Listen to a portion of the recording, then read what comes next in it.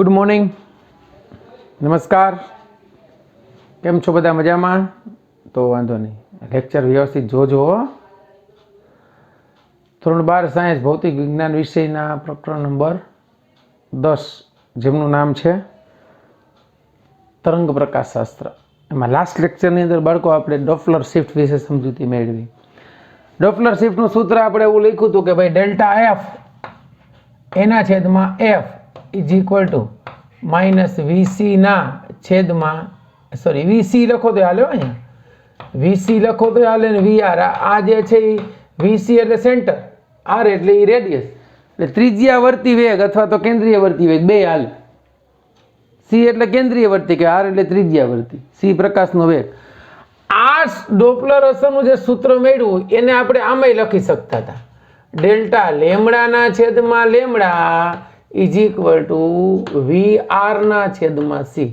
શું કામ? તો કે આ માઇનસ આવતું, આપણે વિકલન કરીને સંબંધ જોયો હતો ને કે ડેલ્ટા એફ ના છેદમાં એફ હોય ને તો is equal to minus delta લેમડાના છેદમાં લેમડા થાય. આ સૂત્ર ક્યાં સુધી સાચું? ધ્યાન રાખજો કે જ્યારે ધ્વનિ ઉદ્ગમનો વેગ એ પ્રકાશના વેગથી ઓછો હોય ને ત્યાં સુધી જ સાચો છે. ક્લિયર? અથવા તો જે પ્રકાશીય તરંગો અહીંયા જે વેગ આપણે મેળવીએ છીએ વીએસ સોર્સનો વેગ એ આના કરતાં ઓછો હોય ને ત્યાં સુધી આ સૂત્ર સાચું છે, પછી આ સૂત્ર જે છે એ સાચું નથી. ચાલો, આને રિલેટેડ આપણને એક ઉદાહરણમાં દાખલો આપ્યો છે કે આપણી સાપેક્ષે આકાશગંગા કેટલી ઝડપે ગતિ કરતી હોવી જોઈએ કે જેથી 589 નેનોમીટરની સોડિયમ રેખા, ઉદાહરણ પેલું 10.1, એમાં આપણને કહ્યું છે કે લેમડા 1 એ 589 નેનોમીટરની તરંગ લંબાઈ ધરાવતી સોડિયમ રેખા એ તમને એટલી શિફ્ટ થયેલી દેખાય, 589.6 નેનોમીટર આગળ દેખાય. આવું દેખાય એનો મતલબ શું થઈ ગયો કે તમને ડેલ્ટા લેમડા આપી દીધું. ડેલ્ટા લેમડા એટલે lambda 2 minus lambda 1 is equal two 589.6 minus 589 એટલે 0.6 ઇન્ટુ 10⁻⁻9 મીટર. આ તમારી મૂળ લેમડા થઈ. આ સૂત્ર હમણાં આપણે તાર્યું હતું. હવે ડોપલર અસરનું સૂત્ર શું છે? તો કે ડોપલર અસરના સૂત્ર મુજબ, ડોપલર અસરના સૂત્ર મુજબ એનું સૂત્ર કયું હતું ભાઈ? તો કે ડોપલર અસરનું સૂત્ર એવું હતું કે ડેલ્ટા લેમડા એના છેદમાં લેમડા 1 ઇઝ ઇક્વલ ટુ ત્રિજ્યાવર્તી વેગ વી અથવા વી આર એના છેદમાં પ્રકાશનો વેગ સી. આના ઉપરથી આ લેમડા એટલે સીધી લેમડા 2 માઇનસ લેમડા 1 એના છેદમાં લેમડા 1 મેં લખ્યું is equal two we are એના છેદમાં સી. આ મેં તમને સમજાવી દીધું કેમ આવે છે. હવે આપણે સીધો વી આર જોઈએ છે. વી આર એટલે લેમડા 2 માઇનસ લેમડા 1 એ સીધી છે, આપણી પાસે કેટલી છે? 0.6 ઇન્ટુ 10⁻⁹ એના છેદમાં લેમડા 1 કેટલી છે? 589 ઇન્ટુ 10⁻⁹ ઇન્ટુ વીઆર ને સૂત્રનો કરતા બનાવ્યો તો શું થઈ જાય? સી ગુણાકારમાં આવી જશે તો કેટલું થશે? 3 એને ગુણ્યા 10⁸. આ સમજાણું બાળકો? આ કેન્સલ થઈ ગયું એટલે વીઆર ઇઝ ઇક્વલ ટુ, ફરી વાર કહી દઉં છું કે વીઆર ને સૂત્રનો કરતા બનાવો તો વીઆર એટલે ડેલ્ટા લેમડા એના છેદમાં લેમડા ઇન્ટુ સી થાય. બરાબર? ચાલો, તો 0.6 ગુણ્યા 3 ભાગ્યા 589 એ આપણને મળ્યું 0.003056, 0.003056 એને ગુણ્યા 10⁸ મીટર પ્રતિ સેકન્ડ. એટલે આ ત્રિજ્યાવર્તી દિશામાં એટલો વેગ જે છે એ આપણને કીધું છે કે આકાશગંગા એ કેટલી ઝડપેથી ગતિ કરવી જોઈએ તો એટલી આપણાથી દૂર જતી હશે. હવે આને ફેરવી નાખીએ એટલે અહીંયા લઈ લઉં 305 તો 5 મીટર નીકળી જાય તો કે હા 305.6 એને ગુણ્યા 10⁻³ મીટર પ્રતિ સેકન્ડ. તો આ કેટલું મળ્યું? તો કે 305.6 કિલોમીટર પ્રતિ સેકન્ડ. તો પ્રકાશનો વેગ કેટલો છે? બોલો, 3 લાખ કિલોમીટર પ્રતિ સેકન્ડ છે ને. આ 306 કિલોમીટર પ્રતિ સેકન્ડ થયો હજી તો. મતલબ શું થયો કે આપણી આકાશગંગા, બરાબર સમજો, આપણી આકાશગંગા આપણાથી કેટલી પ્રતિ સેકન્ડ 305.6 કિલોમીટર પ્રતિ સેકન્ડ ના દરથી દૂર જાય છે.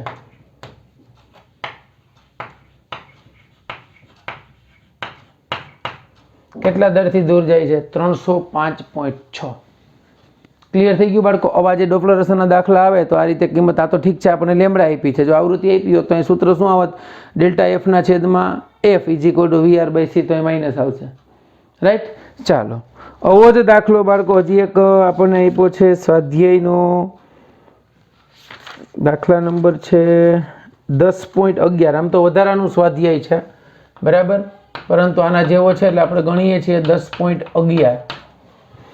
એમાં આપણને કીધું એક તારામાં હાઇડ્રોજન દ્વારા ઉત્સર્જિત 6563 એંગસ્ટ્રોમ છે. ત્યાં એંગસ્ટ્રોમની એચ આલ્ફા રેખા 6563 એટલે લેમડા 1 આપી 6563 એંગસ્ટ્રોમ હાઇડ્રોજનની આલ્ફા રેખા. એ આપણે પરમાણુને ન્યુક્લિયસ પાઠની અંદર સમજશું. હજી 15 એંગસ્ટ્રોમ જેટલી રેડ શિફ્ટ, જો અહીંયા આવી રેડ શિફ્ટ આવી. રેડ શિફ્ટ એટલે તરંગ લંબાઈનો ફેરફાર, એટલે તમને ડેલ્ટા લેમડા આપી દીધું. 15 એંગસ્ટ્રોમ છે, તો આ તમારી મૂળ તરંગ લંબાઈ થઈ ગઈ.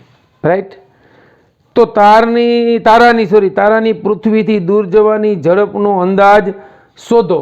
તો અહીંયા આપણે સૂત્ર સીધું જ વાપરવાનું છે. ક્યુ ડેલ્ટા લેમડાના છેદમાં lambda is equal two we are એના છેદમાં સી.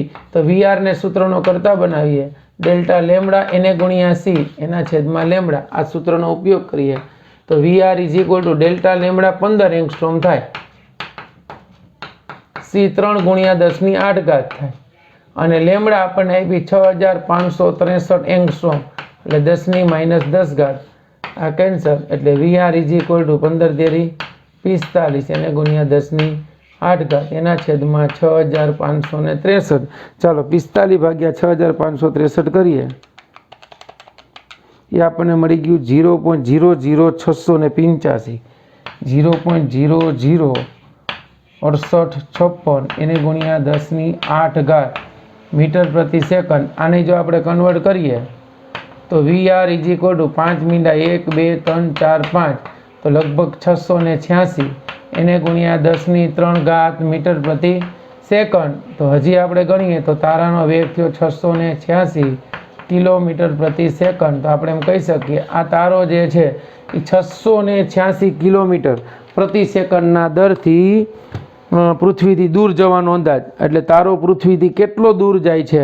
686 કિલોમીટર પર સેકન્ડ.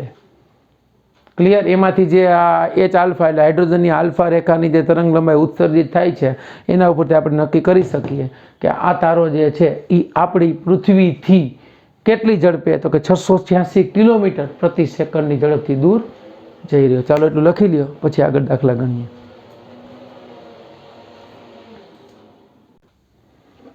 ચાલો હવે આપણે જોઈએ સ્વાધ્યાયના દાખલા નંબર 10.1. બરાબર, આને રિલેટેડ જ છે. આજે આપણે એવા દાખલા ગણીએ છીએ, થોડીક થિયરી સમજ્યા છે એને રિલેટેડ છે એવા. બરાબર, જે કોન્સેપ્ટ આવશે હું તમને સમજાવીશ. રાઈટ? ચાલો 10.1 માં એવું કીધું છે કે 589 નેનોમીટર તરંગ લંબાઈ ધરાવતો એક રંગી પ્રકાશ, એટલે એની તરંગ લંબાઈ lambda is equal two 589 nanometre છે ભાઈ. એટલી તરંગ લંબાઈ ધરાવતો પ્રકાશ, એક રંગી પ્રકાશ હવામાંથી પાણીની સપાટી ઉપર, અહીંયા માનો કે આ પાણી છે, એનો વક્રી પવનાંક આપણે N2 કહી દઈએ. અહીંયા હવા છે, એનો વક્રી પવનાંક N1 કહી દઈએ. અહીંયા આપાત સપાટી છે, એને દોરેલો લંબ છે સપોઝ. બરાબર, સપાટી ઉપર આપાત થાય છે. અહીંથી એક જે છે એકરંગી પ્રકાશ અહીંયા આપાત થયો આ સપાટી ઉપર, તો આ જે છે એ આપાત પ્રકાશ થયો અથવા તો આપાત કિરણ. આ આપાત સપાટીએ દોરેલા લંબ સાથે ખૂણો I બનાવે. આ કિરણનું અહીંથી પરાવર્તન થશે થોડા ઘણા અંશે, એટલે આ જે છે એ પરાવર્તન કોણ થયો. અહીંથી એનું વક્રીભવન થશે, આ એનો વક્રીભૂત કોણ આર થયો, બરાબર. અહીંયા પરાવર્તન કોણને આપણે બીજું નામ આપી દઈએ કંઈક, ઓકે, થીટા કહી દઈએ. ચાલો, હવે આપણને શું કીધું? જો આ આપાત કિરણ, આ પરાવર્તિત કિરણ, અથવા તમે પ્રકાશ ગણો તોય ચાલશે. હવે આપણને એમ કીધું છે તો પરાવર્તિત અને વક્રીભૂત, આ વક્રીભૂત પ્રકાશ છે એટલે આપણે આને વક્રીભૂત કિરણ ગણીએ છીએ. જ્યાં જ્યાં કિરણ શબ્દનો પ્રયોગ કર્યો ત્યાં તમારે સમજી લેવાનો એટલો પ્રકાશ છે. આ આપાત પ્રકાશ, આ પરાવર્તિત પ્રકાશ, આ વક્રીભૂત પ્રકાશ. તો આપણે શું કીધું? પહેલું આપાત પ્રકાશની, જો પેલું એ કીધું છે આપાત પ્રકાશની, બરાબર. અહીંયા એ કરી નાખીએ આપાત પ્રકાશની અને પરાવર્તિત, મતલબ સોરી પરાવર્તિત પ્રકાશ કીધો છે. ઓકે, અહીંયા આપણને કીધું છે પરાવર્તિત પ્રકાશનું કીધું છે, પરાવર્તિત પ્રકાશ અને વક્રીભૂત પ્રકાશ. તો પરાવર્તિત પ્રકાશની શું શોધવાની છે ભાઈ? પરાવર્તિત પ્રકાશ અને વક્રીભૂત પ્રકાશની તરંગ લંબાઈ, આવૃત્તિ અને ઝડપ, બરાબર. પેલા આપણે પરાવર્તિત પ્રકાશની એટલી વસ્તુ શોધી લઈએ. કઈ કઈ? લેમડા, એફ અને વી.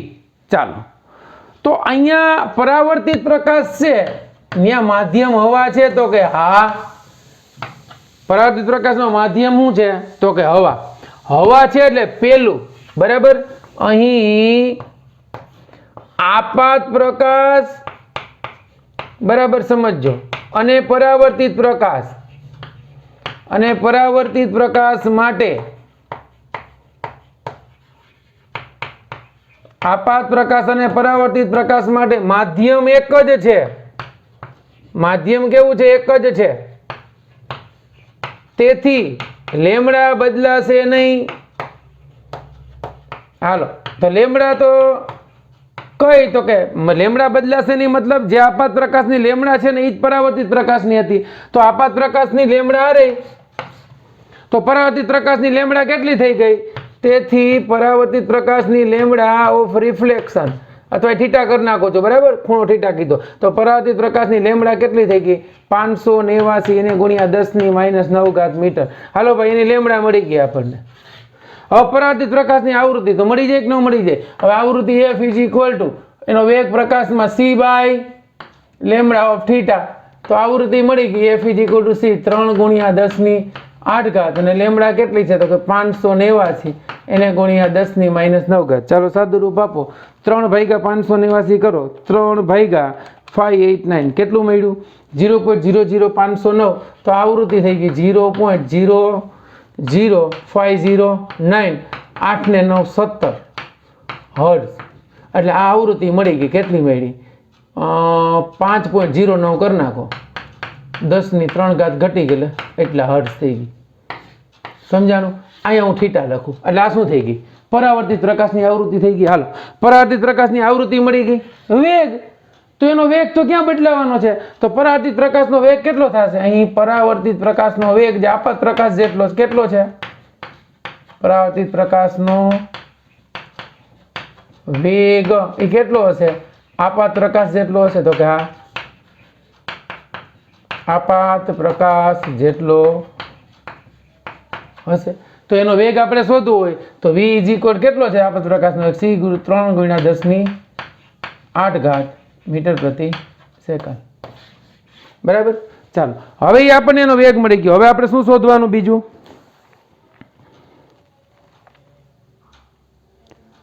પરાવર્તિત પ્રકાશ માટે શોધો વક્રીભૂત પ્રકારની તરંગ લંબાઈ ની બધી શોધવાનું છે. 3 વસ્તુ. નાનો વક્રીભવનાંક આપી દીધો આપણને પાણીનો, n2 ઇઝ ઇક્વલ ટુ 1.33. હવે ધ્યાન આપો, હવે આપણે કેના માટે મેળવવાનું છે?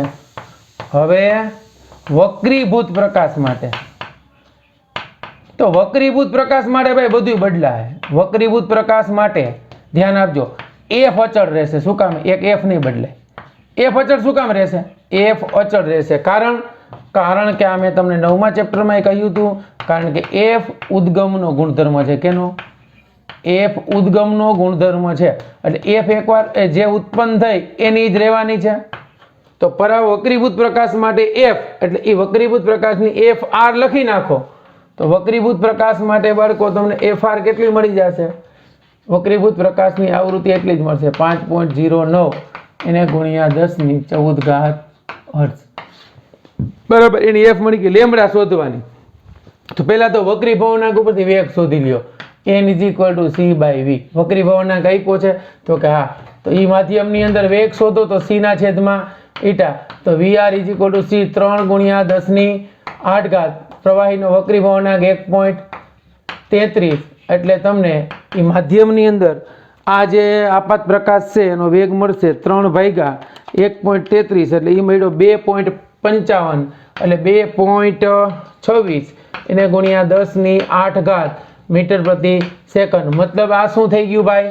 વક્રીભૂત પ્રકાશનો વેગ થયો કેટલો 2.26 ગુણ્યા 10⁸ મીટર પ્રતિ સેકન્ડ તો વક્રીભૂત પ્રકાશની આવૃત્તિ મળી ગઈ વેગ મળી ગયો શું શોધવાનું તરંગ લંબાઈ તો તરંગ લંબાઈ કેમ મળશે તો કે f = v/લેમ્બડા તો વક્રીભૂત પ્રકાશની તરંગ લંબાઈ લેમ્બડા શું કામ બદલાશે અહીંયા તો માધ્યમ એકનું એક હતું આપાત પ્રકાશની જે લેમ્બડા હતી વક્રીભૂત પ્રકાશમાં નહીં હોય કેમ તો માધ્યમ બદલાઈ ગયું તો લેમ્બડા r = વેગ એના છેદમાં f તો લેમ્બડા r = એનો વેગ કેટલો છે માધ્યમમાં 2.26 એને ગુણ્યા 10⁸ એના છેદમાં એની f કેટલી છે 5.09 × 10⁻14 લેમ્બડા r = 2.26 ભાગ્યા 5.9 2.26 ડિવાઇડ 5.09 એટલે આપણને મળ્યું 0.444 0.444 એને ગુણ્યા 10⁻14 એટલે -6 આ લેમ્બડાનો એકમ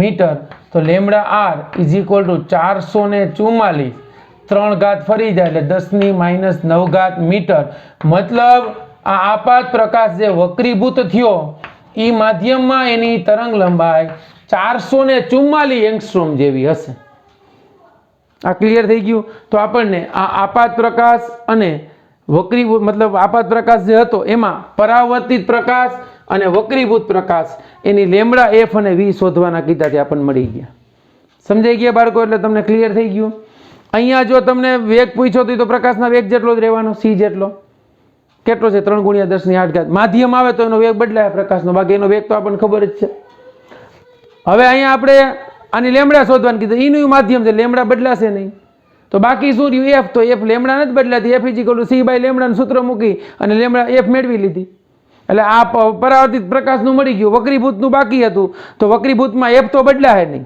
આવૃત્તિ અચળ રહી લેમ્બડા બદલાય ને વેગ બદલાય વેગ વક્રીભવનાંક આપ્યો એના ઉપરથી મળી ગયો અને f જે છે સીધું સૂત્ર v/લેમ્બડાનું સૂત્ર મૂકી દીધું ક્લિયર થઈ ગયું 444 એંગસ્ટ્રોમ ચાલો એટલું લખી લો પછી નેક્સ્ટ દાખલા ગણીએ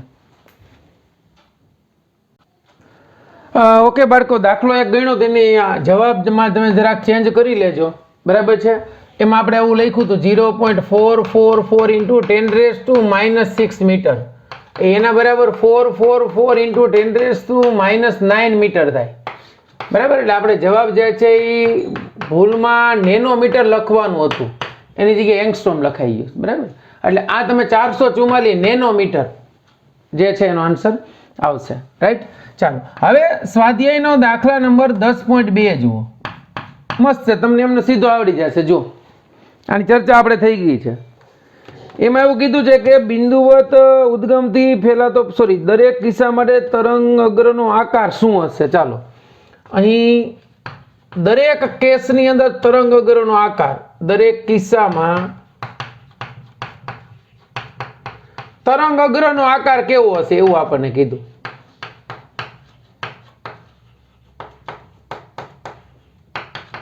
ચાલો પહેલું બિંદુવત ઉદ્ગમમાંથી ફેલાતો પ્રકાશ ખબર પડી ગઈ આની ચર્ચા તો 500 વાર થઈ છે બિંદુવત ઉદ્ગમમાંથી ફેલાતો પ્રકાશ હવે બિંદુવત ઉદ્ગમમાંથી જે પ્રકાશ ફેલાય ને ભાઈ આપણો લેમ્પ હોય તો એમાંથી જે પ્રકાશ પ્રસરણ પામી બધી દિશામાં થશે તો આ બિંદુવત ઉદ્ગમમાંથી પ્રકાશ આમ બધી દિશામાં પ્રસરણ પામશે તો એના જે તરંગ અગ્રો હશે એ કેવા હશે ગોળાકાર બરાબર.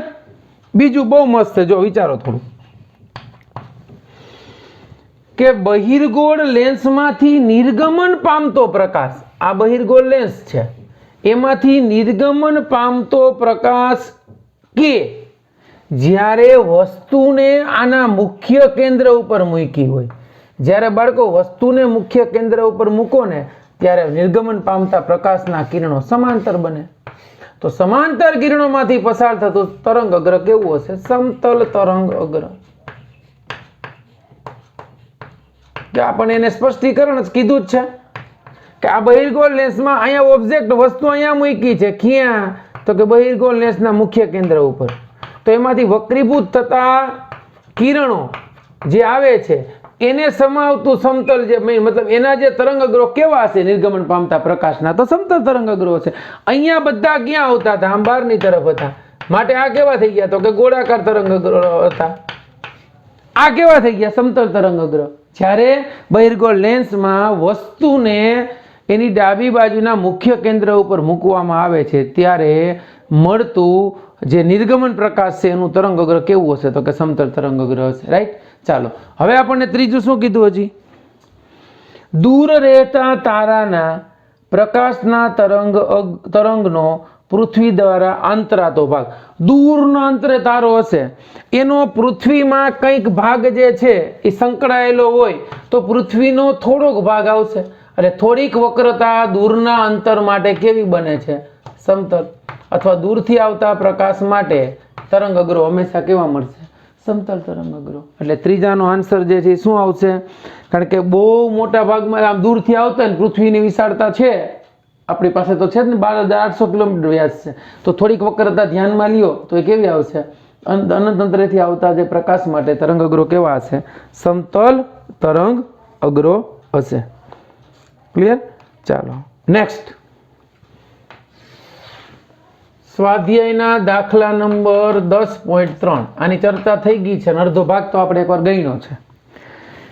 કાચનો વક્રી ભવનાંક પેલું આપ્યું છે, કાચનો વક્રી ભવનાંક એનું ઓફ ગ્લાસ 1.5 અથવા તો 3/2 છે. તો પ્રકાશની કાચમાં ઝડપ મળી જ જાય ને. પ્રકાશની કાચમાં ઝડપ વેગ ઓફ ગ્લાસ, બરાબર. પ્રકાશની આ વેગ ઓફ લાઇટ, આમ તો પ્રકાશની કાચમાં ઝડપ વીજ કયો ને, વેગ ઓફ લાઇટ ઇન મીડિયમ ગ્લાસમાં પ્રકાશની ઝડપ કેટલી થશે? વક્રી ભવનાંક આપ્યો n = c/v, તો પ્રકાશની કાચમાં ઝડપ કેટલી થઈ? c/n. તો v = c એટલે 3 × 10⁸. વક્રી ભવનાંક એટલે 1.5, બરાબર ને? તો 2 × 10⁸ મીટર પ્રતિ સેકન્ડ. આપણે હમણાં વેગ શોધ્યો તો પાણીમાં શોધ્યો હતો ને, એટલે મેં તમને કીધું અડધો દાખલો તો આપણે ગણ્યો. તો વેગ ઓફ જે છે એ ગ્લાસમાં જ વેગ થઈ ગયો ને, ઓલો વેગ ઓફ એર લખ્યા, વેગ ઓફ ગ્લાસ કાચની અંદર પ્રકાશનો વેગ. ચાલો, એટલે એ આપણને મળ્યો 2 × 10⁸ મીટર પ્રતિ સેકન્ડ. પછી આપણે કીધું શું પ્રકાશની કાચમાં ઝડપ, બરાબર સમજો, શું પ્રકાશની કાચમાં ઝડપ એ કેનાથી સ્વતંત્ર કીધું? જો પ્રકાશના રંગથી સ્વતંત્ર છે. અરે ભાઈ આ તો નથી, અમને ખબર છે. પ્રકાશના રંગથી સ્વતંત્ર છે. પેલો પ્રશ્ન પૂછ્યો સ્વતંત્ર છે, આનો જવાબ ના, નથી. શું કામ નથી? તો આપણને ખબર જ છે કે પ્રકાશ જેથી 7 રંગોનો બનેલો છે, દરેક રંગનો વક્રી ભવનાંક જુદો જુદો છે, અને વક્રી ભવનાંક η = c/v, એટલે n ચલે છે 1/v છે. બધાયનો વેગ જુદો જુદો છે. માધ્યમની અંદર રેડ કલરનો વેગ ગ્રેટર ધેન ઓફ વાયોલેટ છે, એટલે રાતા રંગનો વેગ વધારે છે, એટલે ઝડપથી ગતિ કરે છે. મતલબ કે કાચમાં ઝડપ, પ્રકાશની કાચમાં ઝડપ એ પ્રકાશના રંગથી સ્વતંત્ર નથી. પેલો જવાબ મળી ગયો. બીજું, જો ના, હાલો ના જ છે તો શું? તો રાતા અને જાંબલી એ 2 રંગોમાંથી કયો રંગ કાચના પ્રિઝમમાંથી ધીમે ગતિ કરશે?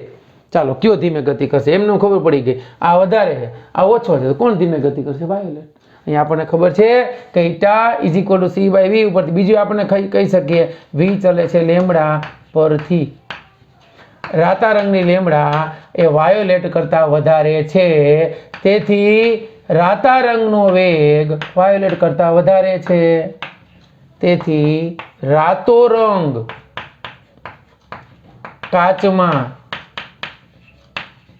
ઝડપથી ગતિ કરશે.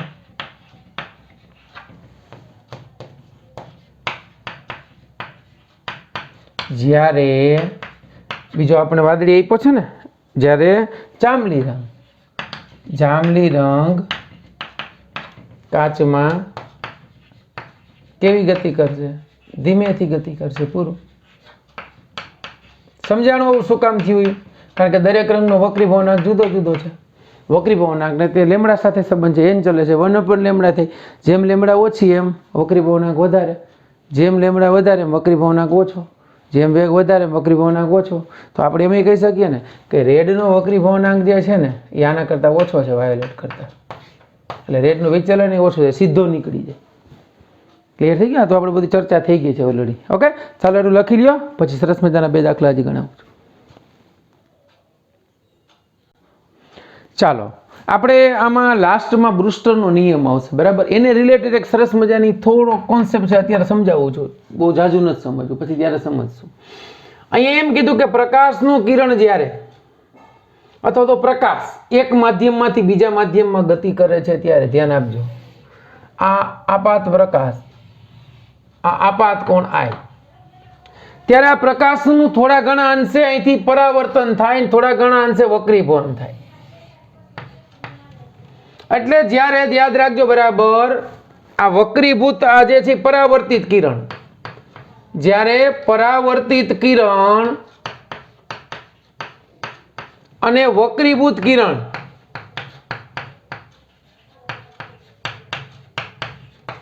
એમની વચ્ચેનો ખૂણો π/2 થાય, ધ્યાન આપજો, ત્યારે આ આપાત કોણને એનો બ્રુસ્ટર કોણ કહેવાય. આ બ્રુસ્ટર નામના વૈજ્ઞાનિક આપ્યું હતું. ત્યારે I બરાબર કેટલો થાય? IB. હવે તમે વિચારો કે આ 90 થયો, ત્યારે આ કયો ખૂણો થયો? R. અને જ્યારે આ IB જેટલો થાય ને ત્યારે આપાત કોણ ને પરાવર્તન કોણ બે સરખા થઈ જાય. તો ત્યારે I જેટલો જ થઈ જાય. એ બ્રુસ્ટરનો નિયમ છે. શું? કે જ્યારે આપાત કોણ I છે ત્યારે વક્રીભૂત કોણ R છે? તો કે હા. તો ત્યારે વક્રીભૂત કિરણ અને પરાવર્તિત કિરણ વચ્ચેનો ખૂણો જ્યારે 90 બને એવા ખૂણે પ્રકાશ આપાત થાય ત્યારે શું થશે? તો કે ત્યારે આ પરાવર્તિત કોણ જે છે આપાત કોણ જેટલો બને, અને ત્યારે આ જે આપાત કોણ જે છે એને કહેવાય IB, એને કહેવાય બ્રુસ્ટર કોણ. આ બ્રુસ્ટર નામના વૈજ્ઞાનિકે આપ્યો હતો. એટલું સમજાણું? તો હવે આના ઉપરથી હું શું કહી શકું? તો કે આનો નાનો સરવાળો આ π/2 થયો, કારણ કે ચારેયનો સરવાળો કેટલો આમ થઈ શકે ને કે I + R + π/2 = 180. આ રેખિક જોડ થઈ ગઈ ને આખી જા. તો આ આખો ખૂણો કેટલો થાય? 180 નો. તો આ ત્રણેયનો સરવાળો કર્યો 180 થયો. તો I + R = 180 - π/2, એટલે I + R = π/2 થઈ કે ન થાય? તો ત્યારે તમે આ R ગણો ને તો R કેટલો થશે? π/2 - I. હવે અહીંયા સ્નેલનો નિયમ લાગુ પાડો. તો હવે સ્નેલના નિયમ મુજબ આને રિલેટેડ દાખલા છે 2, અત્યારે સમજાવી દઉં છું, પછી દાખલા ગણીએ. સ્નેલના નિયમ મુજબ શું થાય? N1 અહીંયા હવા છે, અહીંયા માધ્યમ છે N2, આનો વક્રી ભવનાંક 1 ગણો, આનો n ગણો. સ્નેલના નિયમ મુજબ N1 sin I બરાબર N2 sin R. ચાલો, N1 એટલે 1, sin I એટલે બ્રુસ્ટર કોણ I બરાબર IB થઈ ગયો, = N2 એટલે n sin R એટલે π/2 - IB થઈ ગયો, બરાબર ને? તો sin IB = n cos IB થાય કે ન થાય? π/2 - θ એટલે cos θ. વિધેય નો બદલે, વિધેય બદલે પણ ઋણ નહીં આવે, કારણ કે પહેલું ચરણ થશે. તો હવે sin IB એના છેદમાં cos IB = η અથવા તો વક્રી ભવનાંક μ. તો અહીંયા μ = થઈ ગયું tan આઈબી. તો આઈબી ઇઝ ઇક્વલ ટુ કેટલું થાય? ટેન ઇનવર્સ ઈટા અથવા તો મ્યુ. આ બે લખો તો હાલે હો, પૂરું. આ તમને ઘણીવાર એમ કે બ્રુસ્ટર કોણ શોધો વક્રી ભવનાંક આપ્યો હોય તો તમે બ્રુસ્ટર કોણ મેળવી શકો. આવો જ એક દાખલો તમને આપ્યો છે સ્વાધ્યાયના દાખલા નંબર 10.8. ખબર પડી બાળકો તમને? તો એમાં શું કીધું છે જો કે હવામાંથી કાચમાં જતા પ્રકાશ માટે બ્રુસ્ટર કોણ કેટલો હશે? વક્રી ભવનાંક આપી દીધો છે ગ્લાસનો, એન ઓફ ગ્લાસ 1.5. તો બ્રુસ્ટર કોણ માટે સૂત્ર શું આપણને ખબર પડી ગઈ કે 10IB ઇઝ ઇક્વલ ટુ વક્રી ભવનાંક n. તો IB is equal to 10 inverse n એટલે 1.5. તો IB is equal to 10 inverse આ 1.5 નો તમે ટેન્જન્ટ મૂલ્ય જુઓ એટલે આ લગભગ તમને મળશે 57 અંશ જેટલું, એટલે 56.3 અંશ મળ્યું. આ બ્રુસ્ટર કોણ મળી ગયો. દાખલો પૂરો. હવે એમસીક્યુમાં પૂછી શકે.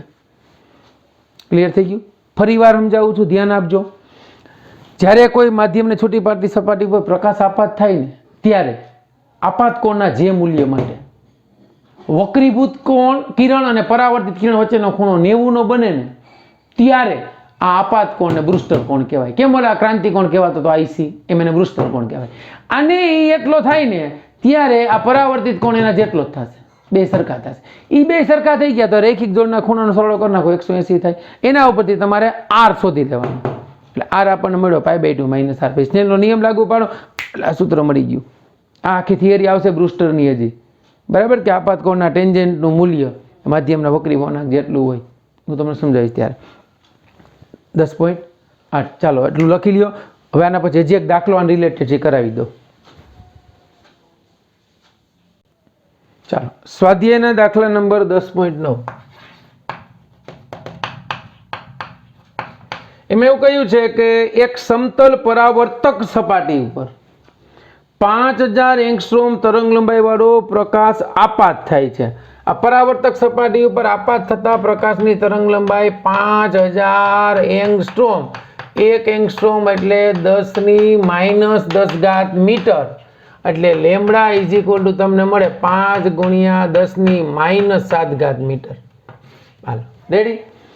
પછી આપણને એમ કીધું છે કે પરાવર્તિત પ્રકાશની તરંગ લંબાઈ અને આવૃત્તિ શોધો. આ પરાવર્તક સપાટી ઉપર પ્રકાશ આપાત થયો એની તરંગ લંબાઈ છે.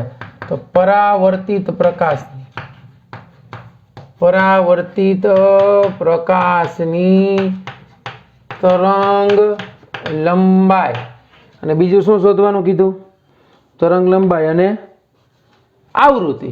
ચાલો હવે આમાં તો એનું થઈ ગયા. પરાવર્તક સપાટી હોય તો માધ્યમ એનું જ છે ને, તેથી અહીં લેમ્બડા તો કેટલી થશે? એટલી 5 × 10⁻7 મીટર. કરતા શું કીધું છે? f ઇઝ ઇક્વલ ટુ c/લેમ્બડા. તો f c એટલે પ્રકાશનો વેગ 3 × 10⁸ છેદમાં લેમ્બડા એટલે 5 × 10⁻7 f. 3/5 એટલે 0.6 થાય ને, એને ગુણ્યા 10⁸ 15 મીટર. એટલે f ઇઝ ઇક્વલ ટુ ગણવી હોય 6 × 10⁻14 હર્ટ્ઝ થઈ ગઈ.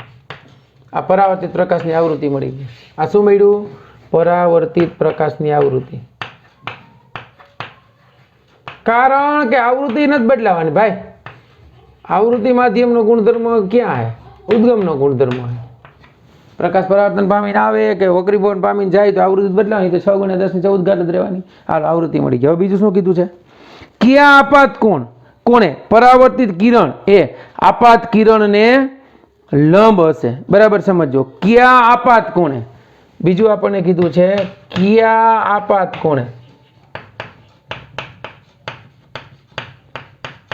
પરાવર્તિત કિરણ. ક્યાં આપાત કોણે પરાવર્તિત કિરણ એ આપાત કિરણને લંબ હશે.